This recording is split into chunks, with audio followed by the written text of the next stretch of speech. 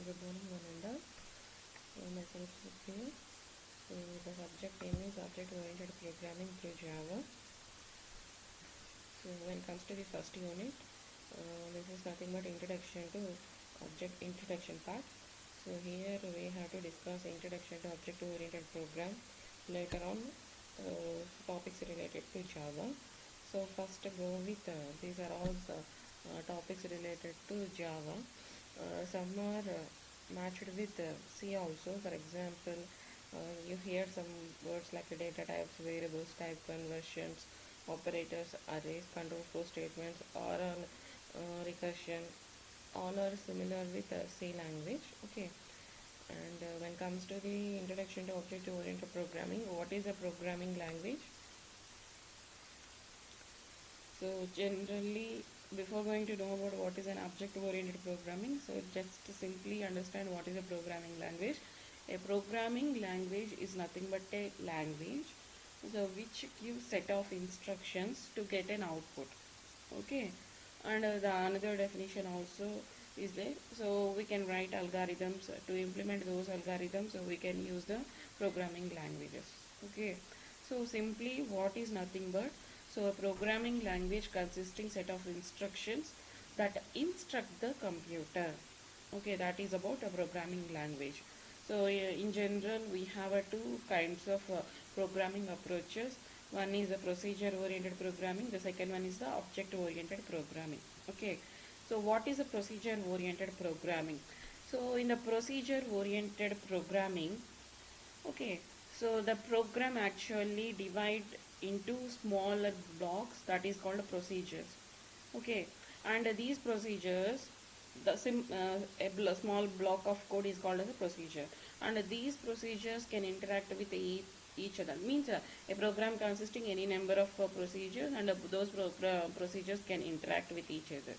So in procedural programming, so the program is nothing but a set of actions. To solve a set of actions, and those can be defined in the form of a sequence. That means one after the another.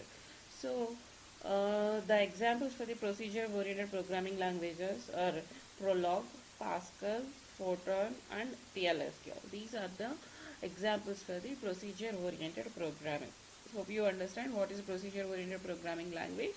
So it consisting of small blocks of code, and that code is called as a procedure, and those can be interact with each other, and they can be defined in a sequence or order. That means order is very important here. Okay, and examples Prolog, Pascal, Fortran, and PLSQ.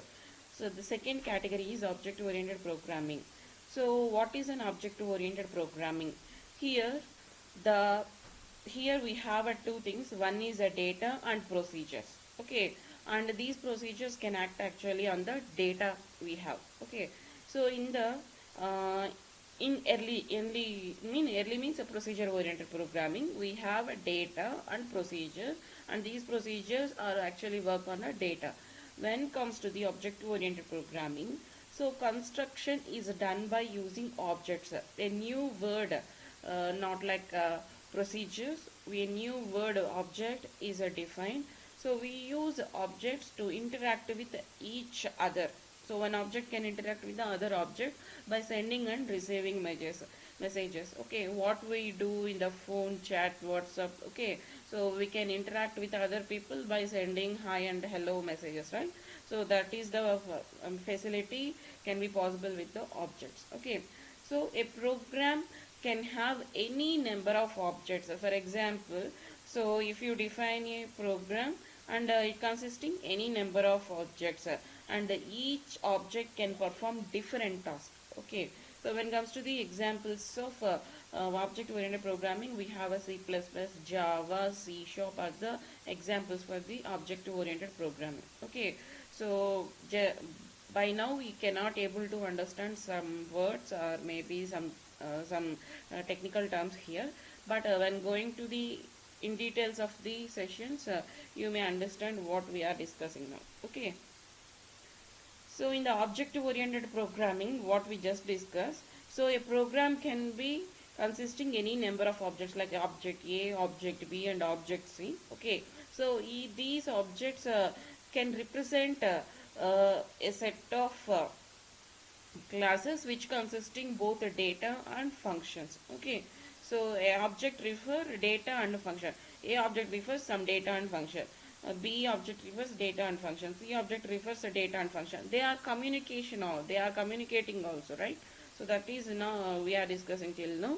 So in the object oriented programming is best known for modularizing the programs. Okay, what it mean modularizing? Modularizing is nothing but splitting the program. Okay, if you have a bulk of program, so there is always a difficulty with the maintainability. Okay, so that means so where is a specific function where we have to we have this kind of function.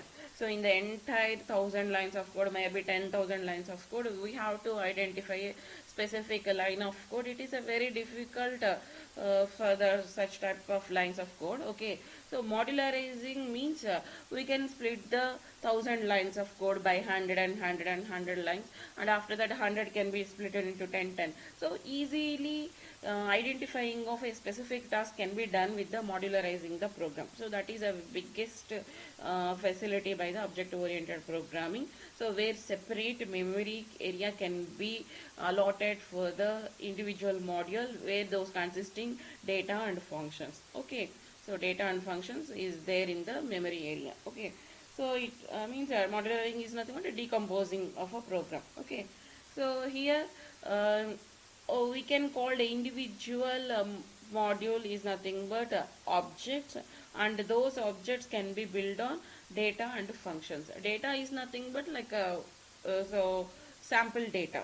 So function is nothing but simply a method that work on the data. Okay, so organizing of data and functions is showed here. So objects exist, objects maintain data and functions, and they are communicating also. Okay, so when it comes to the basic concepts of object oriented programming, so this is just like a hot of Java language also. Okay, so basic concepts of object oriented programming language are nothing but heart of Java language, basic concepts. Okay, so basic elements, fundamental elements like that. When it comes to the object features, object, class, data encapsulation, data abstraction, inheritance, polymorphism, dynamic binding, message passing, reusability. These are the basic concepts of object oriented programming as well as the Java program. Why? Because Java is also an object oriented programming, right? So all these basic concepts are also exist in the Java language.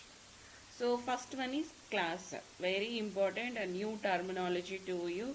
So you have to listen carefully to understand it. Okay, so what is a class actually? So class is nothing but a user defined data type. So you already know about data types in C language. We have predefined data types and user defined data types, right? So here a class is a user defined data type. That means a user, a programmer can define it. Okay, but it actually act as a built-in data type. Built-in data type means predefined data type. What it means?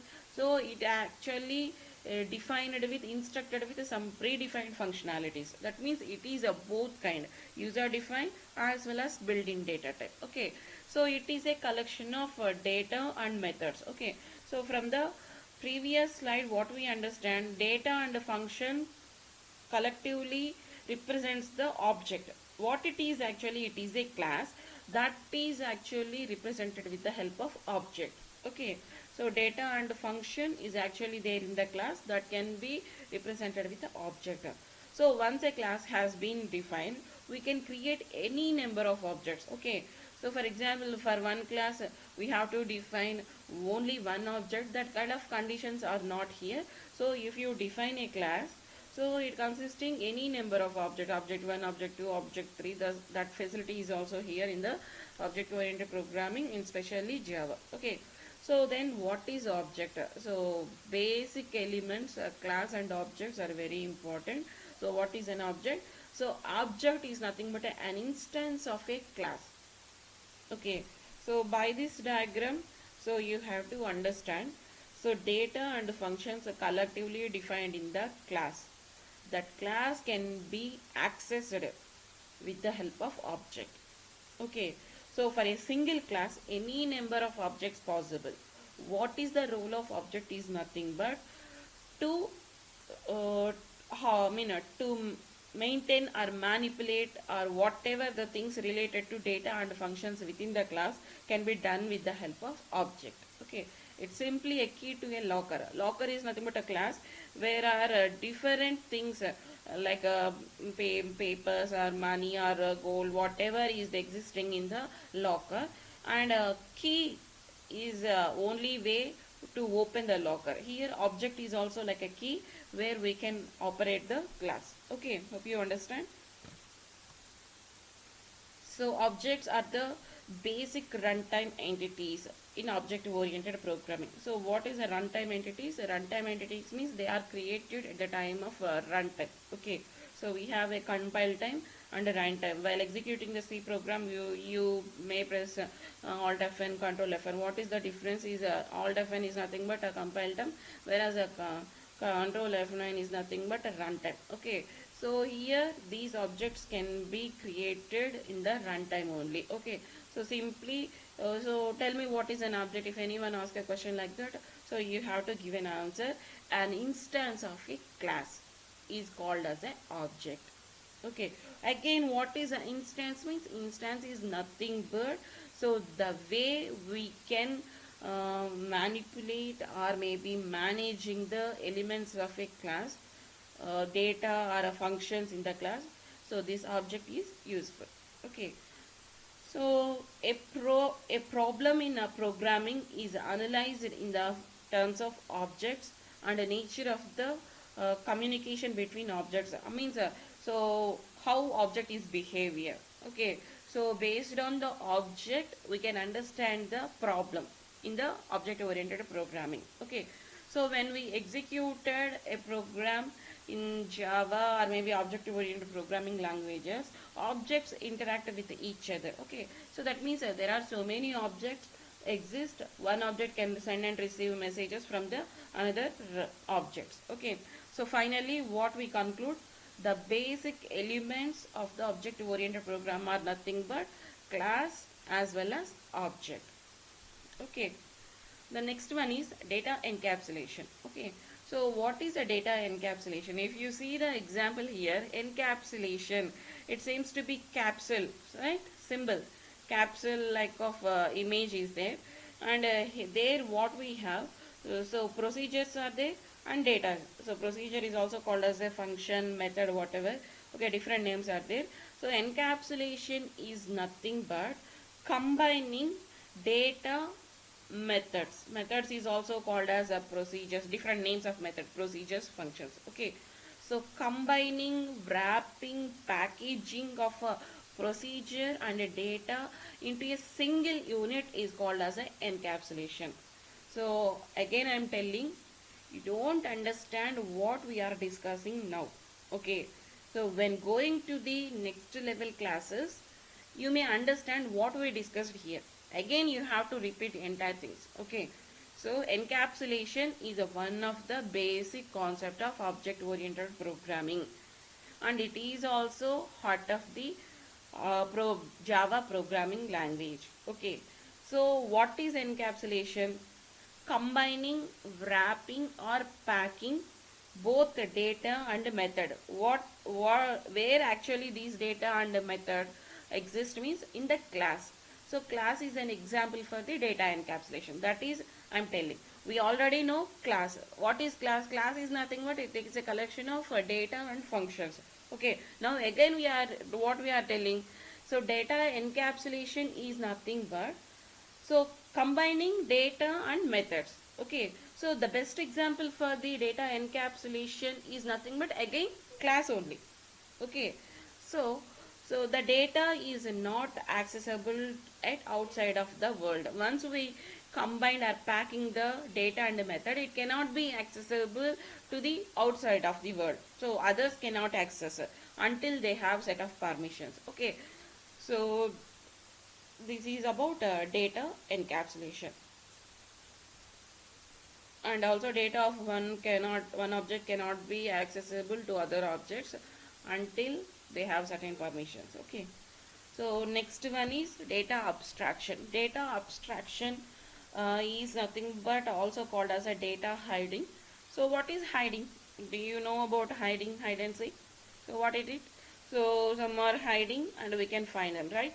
So hiding is nothing but marking the, so masking the data. Okay, so data abstraction or hiding, both are similar.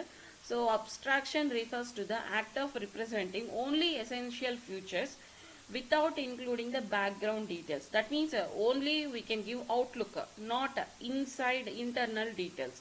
Okay, so you can go with the real time example. So maybe some of you have a bikes, scooters, or maybe at least you know what is a car or maybe bike functionality. Okay, when we uh, apply a brake to the two wheeler or four wheeler, whatever, when we apply brake, what will happen actually the vehicle will stop, right? So what is the thing is actually happening there? Okay, we just apply brake to the vehicle, but automatically the vehicle also stops. Okay, so what is happening there? We just know how to do, how to apply brake only. So whether, so is it we really know what is internally happening, how the brake is working, how the brake will stop the vehicle? Is that all we know? No, we don't know anything. Okay, so very simple. Another simple example is nothing but when we go to restaurant, we offer different food items like dosa, idli, biryani, like that, right? So when we order, the person will bring the items to us. Okay, so whether we know how he prepared those or maybe biryani, like that, don't know. Okay, so what actually I want to point out is, so abstraction is nothing but hiding. Hiding is nothing but we can provide only outlook, what is visible to outside only, not internal issues. We can hide essential features, internal features. We can provide only outlook, not inside. Okay, so inheritance, every concept is a very important. Inheritance is the basic pillar for the object oriented programming. So one is the process of inheritance is the process of deriving a new class from an existing class is known as inheritance. In this process, an object of one class acquires the properties of objects of another class. Okay, so deriving a new class from the existing class. Okay, so go with a real time example. Let's take grandparents, after that parents, and after that you. Okay, so parent can derive some properties from the grandparent, and you also deriving some property, some behavior from the parent. Okay, for example, surname. Yes, your grandparent having the same surname, that can be acquired by or derived by your parent, and that same can also be derived by you. And address for communication, your grandparents.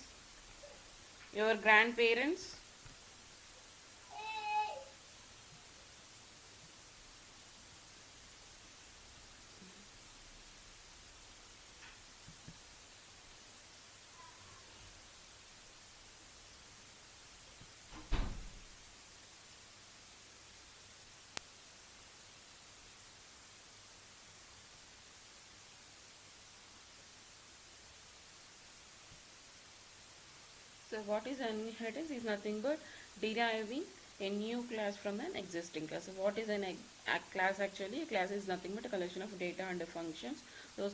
Classes can be accessible with the help of objects. Now a class to another class. A new class can be derived from the existing class.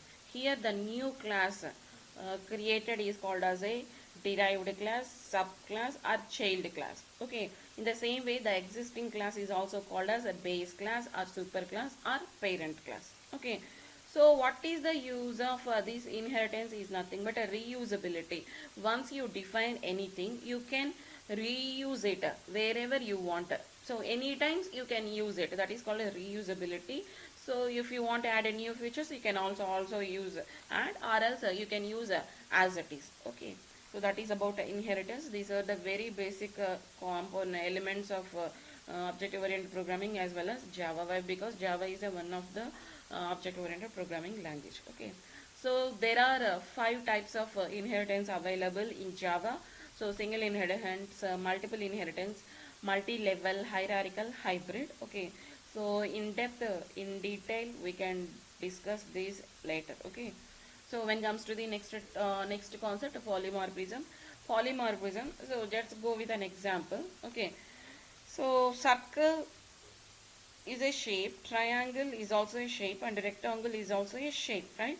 And a shape is one of the method which also belongs to circle, triangle and rectangle. Okay, what it means, a shape is a one method, can also be applicable to circle shape, triangle shape and as well as the rectangle shape. That means one can act like a different forms. Okay, so it is difficult to understand. Let's go with a real time example. Let's take yourself. Okay, so in the college you are a student, right? But when comes to in the same way in at your home, for your parent you are a child, for your siblings you are maybe brother or sister. Okay, so if for your friends you are maybe a friend. In future for a company you are an employee, but all roles can be played by you only. Okay, so you act like a student, children, sister or brother, granddaughter or grandson, employee. Okay, all these are nothing but different forms exhibited by you only. Okay, so that kind of facility is also there in the objective oriented programming. The terminology used for it is nothing but polymorphism. Okay, so polymorphism means the polymorphism. So poly means many, morphism means forms. So polymorphism means the ability to take more than one form. Okay, so one can expect many forms. So it is used to mainly implementation of inheritance. Just we discussed now. Okay, it plays an important role in allowing objects having different internal structure to share the same external features. Objects will exhibit different forms. Okay, so this operation exhibit different behavior in different times. Okay, so you, in class you are maybe obedient, you can learn subject, but when comes to the home as a child, so you're doing something, as a friend you are doing something, right? So means if you are an object, you are existing in different forms, you are doing many different tasks in different times, right? So that is nothing but a behavior. So one thing I am very pointing it, objective oriented programming is very much similar to the real time environment, real time world.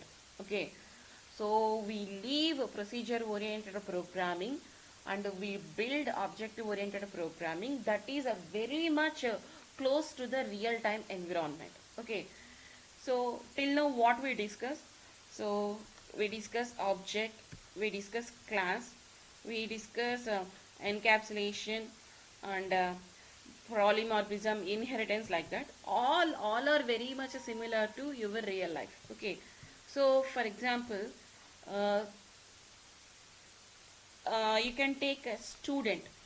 Okay, you can take a student. So student is nothing but a class. Is there any student exist actually? No. Some Razu is a student, some Ravi is a student, some Sweta is a student. Okay, so names along with the names, a student exists. Student cannot exist. For example, college. College cannot exist anywhere. Maybe RSR Engineering College exists, Wits College exists, Narayana College exists. Okay, so class is similar to the student. or maybe college. So that is not exist actually. But when it comes to the object means Ravi, Raju, Sweta, all nothing but objects. Narayana, Vits, RS are nothing but all are nothing but objects. Okay, so set is nothing but a class. In that elements is nothing but object. An object is nothing but instance of a class. So class is nothing but collection of objects. So these are very much similar to the real-time environment world. Okay, and encapsulation. So that means a class means for example student. So student consisting both means both the data student have as well as functions have. What a student can listen the class, can write the exams, right? A student has a name, a student has a age, address. Okay, so all these nothing but data and actions. Student can listen, student can sleep in the class, right? So these are nothing but actions performed, functionalities, procedures, methods.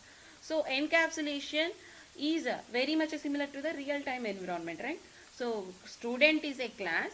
In that student class, we have a Ravi, Raju, Sweta, Rani, all nothing but objects, and they have some data like a name, age, branch, year, all nothing but data.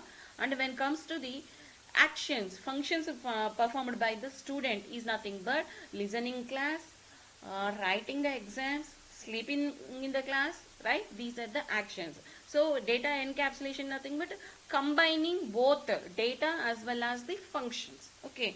So data abstraction means, so when comes to the uh, maybe for example student have email accounts, student have bank accounts, ATM cards, all nothing but data.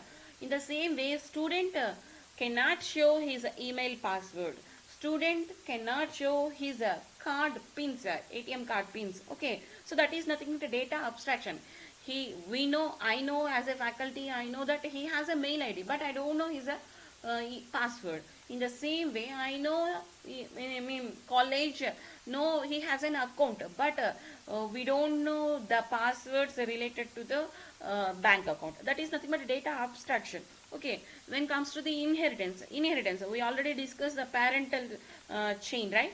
So grandparent, parent, and child. Okay, so there is a lot of properties inherited by the child, right?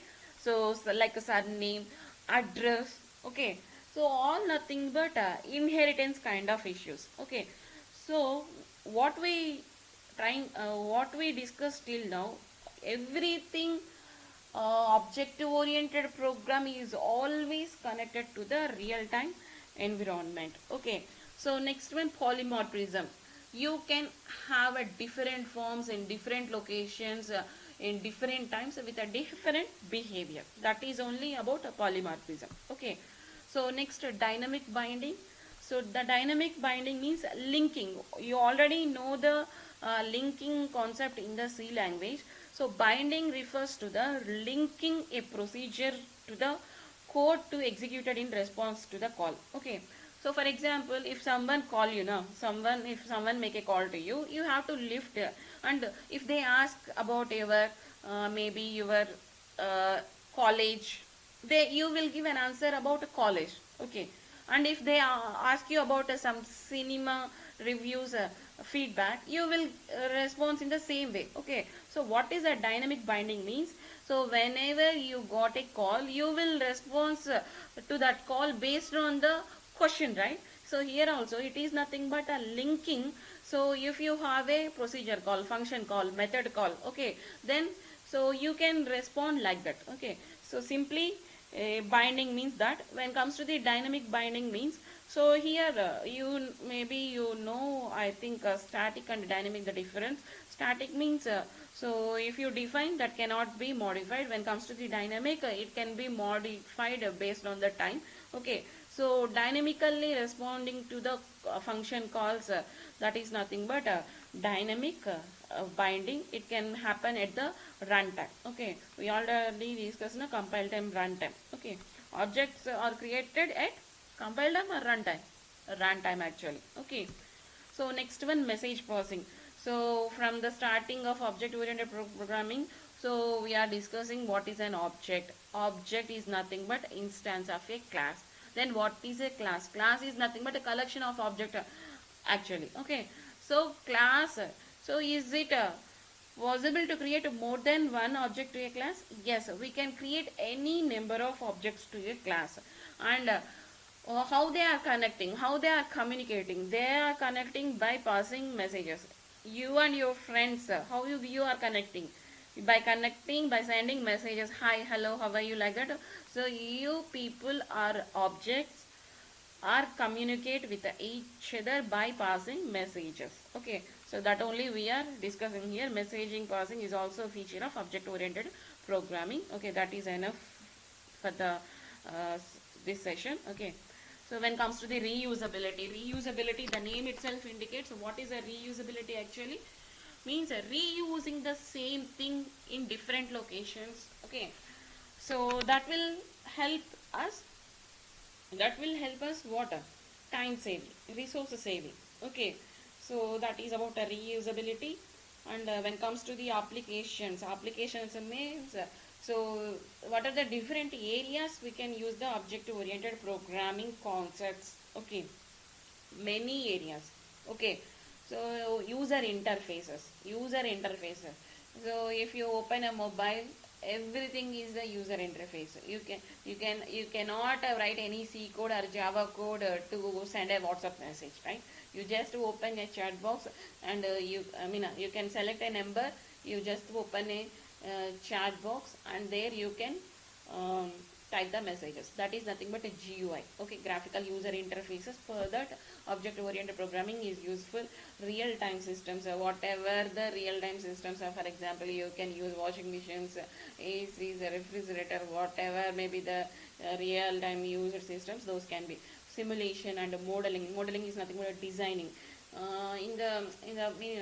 If you observe some mechanical designs, mobile designs, or buildings, everything can be designing, modeling actually. That can be done also with object oriented programming languages.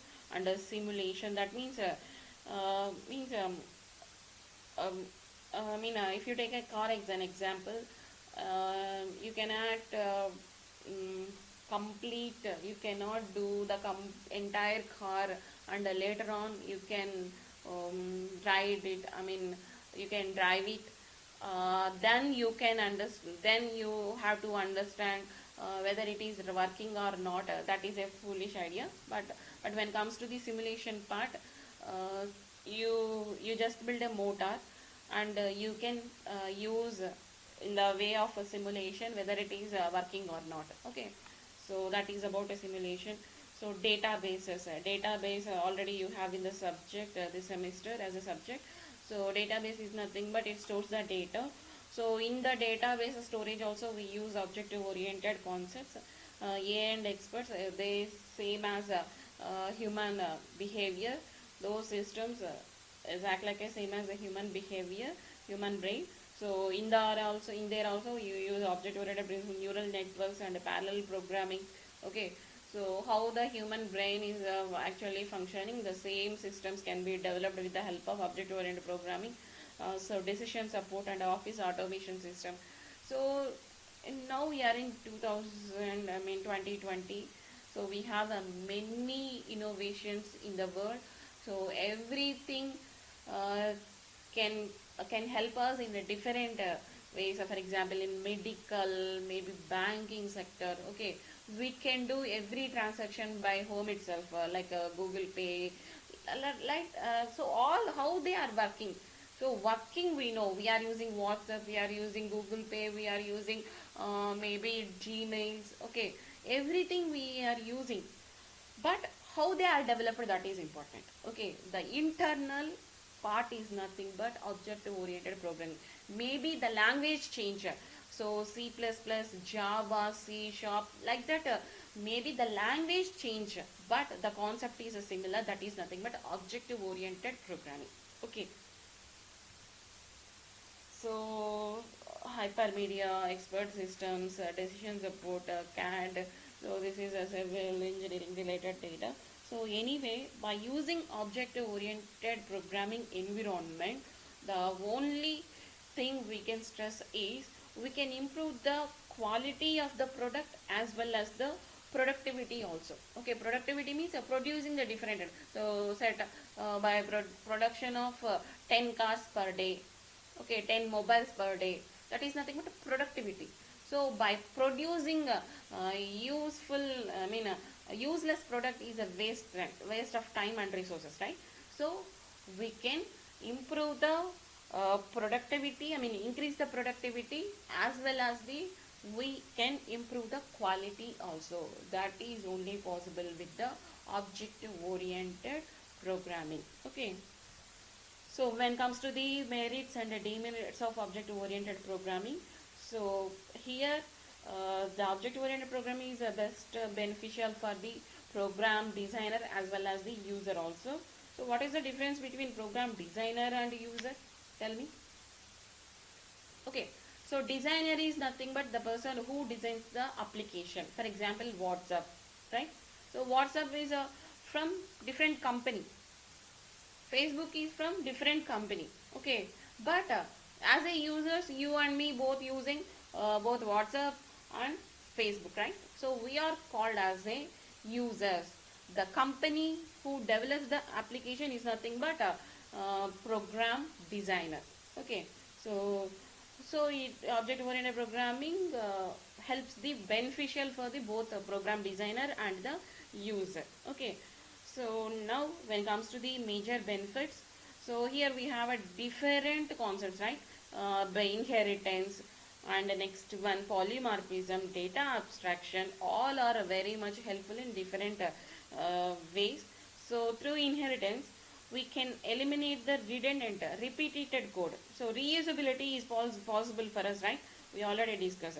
If we have a reusability, why should we redefining it? Okay, so if it is a 10 lines of a code, if you have a reusability chance, so why you need to type those 10 lines of a code every time? You define it once and you can use it anywhere whenever you want, right? So that is possible with the inheritance. So next, so we can split the program into different modules. There we have a modularity, and so we can maintain the code, means there is no confusion. Okay, so where is actually the functionality exist under, so without confusion, without any complexities in the program or development. So what we save, actually we save our time. Okay, very precious in the world. Okay, we can save our time and we can increase the productivity. Okay, so we can improve the quality also. And third one, we can build secured programs. Secure, what it means? So if you show your Gmail passwords to others, okay, leave it. If you show the ATM pin to others, what will happen? If you have the money in your account, they will theft it, right? So security for your data can be done with the help of data hiding or data abstraction, both are same. So this is also a feature of object oriented programming. Okay, so there are so many benefits for the object oriented programming. So multiple objects we can create. Okay, and they will exchange the data by sending and receiving messages. So we can solve out the problems with the objects, and we can easily partition the work, okay, to others. And the next one, it is actually main data center, and we can provide a security. Okay, so next, message pausing also possible, polymorphism also possible. Okay, so we can develop any kind of a system, for small simple application to big applications. Okay, so from like electronic devices, or maybe applications, or maybe expert a like a robot kind of things. Okay, So normal refrigerator, ACs, that is there also we have a washing machine software.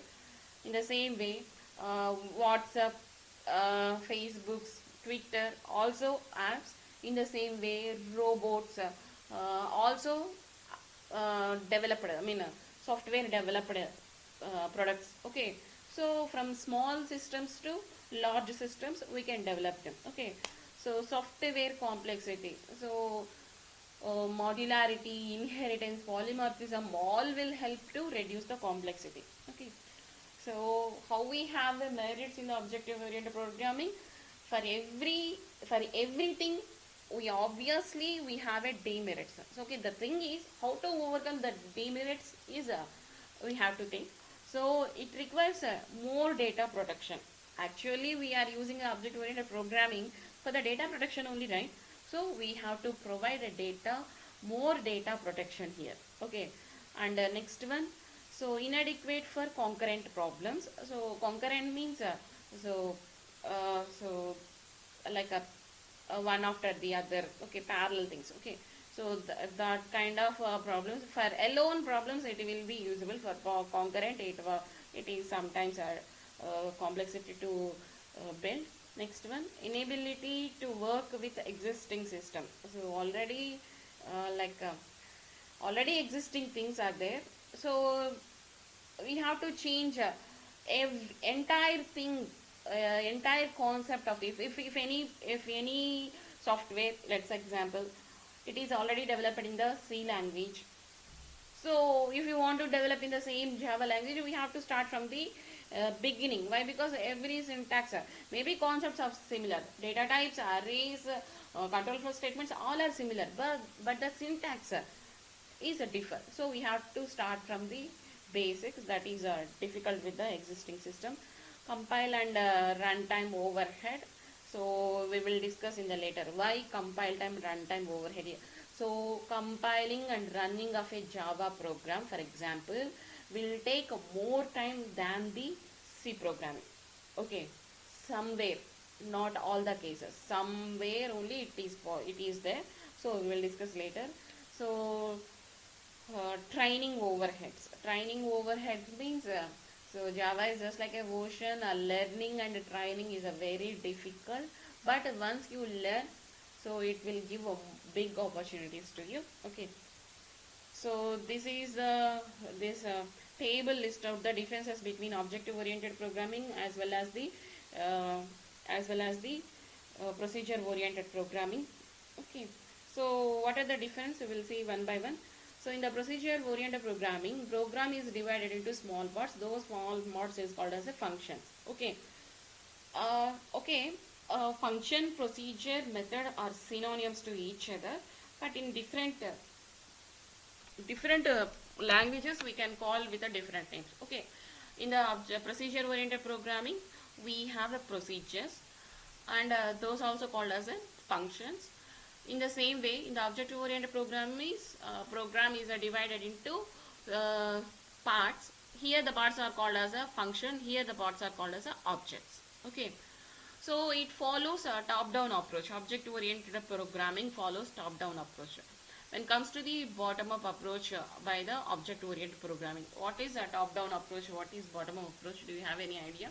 Okay, so when we start the execution process in C, okay, from where we start the execution of C programming, we start at a hash include, right?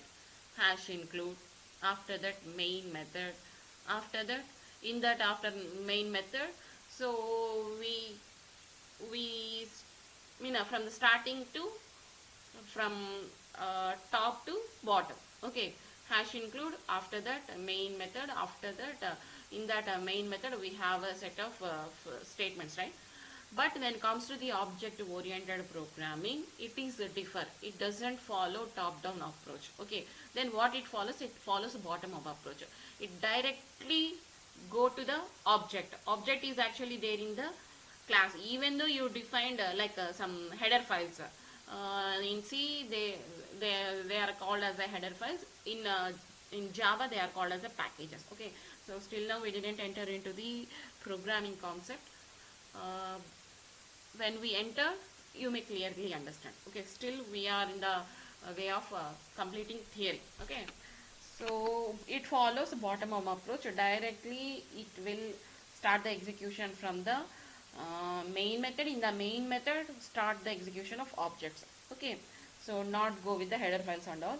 So data can, in the procedure oriented programming, data can move freely from one function, from function to function. But here, so objects can move. Okay, object only can have a chance to move the data from in between methods. Okay, so it is not easy to add new data under functions once you define in the procedure oriented program. It is just like a static. When it comes to the, we can add a new data under functions in the object oriented programming. This is called as a dynamically. Okay, so once you define, it cannot change. Okay, so uh, once you define, it can also be possible to change. That is object oriented programming. So most of functions share global data. So means if you define a, if, let's take a, for a procedure oriented, you can take an example of C language. If you define a global data, okay, header files, after header files before main, you can define a global data, right? That can be shared by any functions. But when it comes to the, in the object oriented, only object, through object only data can share. So in the same way, global and local data also share. Okay, only global data can share here, but here global data and local data. What is global and local? Out of function is called as a global, inside the function called as a local. Okay, so with the help of objects, so both the global and the local data can share. Next, it doesn't have any access specifiers in the procedure, but here we have access specifier. Access specifier. So we have a public, private, protected kind of access specifier. We will discuss later. It is a, so after learning entire object oriented programming language and Java, okay, you will understand these differences. Okay, so you don't know what is a, even what is a access specifier, you don't know. Okay, but what is the difference actually? In procedure oriented programming, we don't have any access specifiers. But when it comes to the object oriented programming, we have access specifier, and they are public, private, protected. They are telling like that. Okay, uh, basic access specifier we don't know, right? How we know that types? Okay, so after learning entire Java, maybe then you may be in the situation to understand the differences, but I'm discussing now. Okay, it is a very difficult to handle long and complex programs, but it is a very easy to handle here in the object oriented. And a procedure, it does not have any way to hide the data, but here we have data abstraction or data hiding. Okay, so data is in shareable mode, but here data is not shareable mode, but we can share. How it is possible? With the help of objects, right? Okay, so overloading is not possible, overloading is possible. Okay, again the same problem. So what is overloading actually?